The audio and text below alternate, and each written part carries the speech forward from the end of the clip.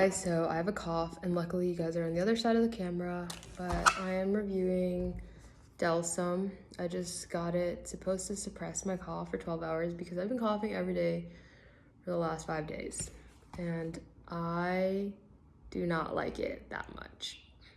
The cough, not Delsum. I haven't tried it yet. I just poured my first 10 milliliters as directed here. It's like baking, but I'm going to put it into my system. And the active ingredients are dextromethorphan, polystrex, equivalent to 30 milligrams of dextromethorphan hydrobromide, which is a cough suppressant. Okay. Well, let's see how it goes. I'm gonna take it now. I have a cough in my throat, and this flavor is orange. I did see grape, but I don't typically like grape medicine, nor do I like medicine at all. So cheers.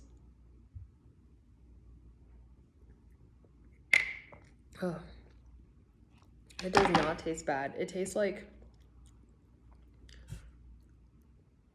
you know that sometimes when you smell something, it tastes like that thing. I think I've gotten fairly good at it, but it tastes like a cleaner on the floor, like a Swiffer orange scented cleaner. That's what it tastes like. But honestly, not bad.